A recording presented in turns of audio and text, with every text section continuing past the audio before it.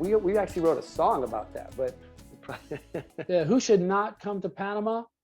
If you expect things to get done in one day when you ask for it, it ain't gonna happen. If you expect that traffic should constantly be moving, don't go there. If you think your electricity should always be on and your water should always work, don't go to Panama. I mean, it's not always off. It just happens, right? I mean, it happens here at hurricanes too, but it does happen there. It may take a little longer to turn back on. It is what it is. It's just a little more uncomfortable there when you got the mosquitoes eating you up and you're sweating and it's hot and you say, oh, if my air conditioner could just work, it'd be great.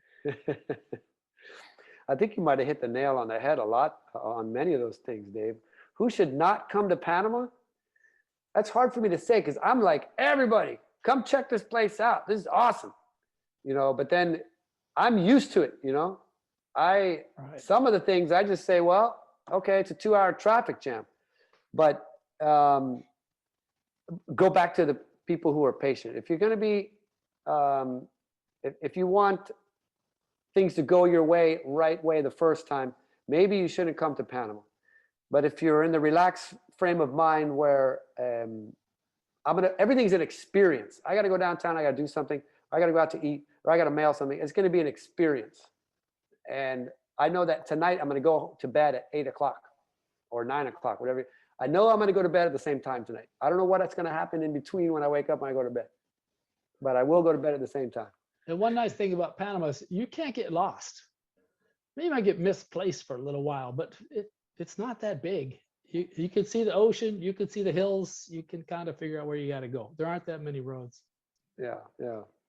I'd say, as I do with all people who travel, is if you want to live in Panama, you have to be comfortable being uncomfortable. If you go down in the morning and you got cockroaches in your kitchen, they live there too. They're like roommates, or the little. They're like family. Yeah, could name them, I suppose. They think they're family and they move right in. You pull your hair out and scream, "What we going to do?" Plenty cucarachas. And there are not that many cockroaches, but you will see some. And the little fruit flies.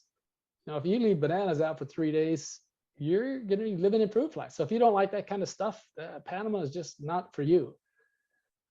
Yeah, I think you said a real important thing, Dave. If you're not comfortable feeling uncomfortable.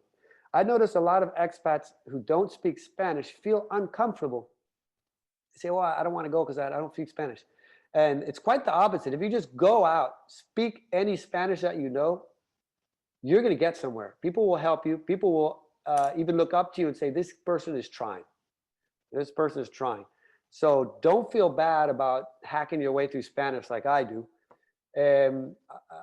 I say things in the wrong tense, and I say la, la. I get the masculine, feminine mixed up.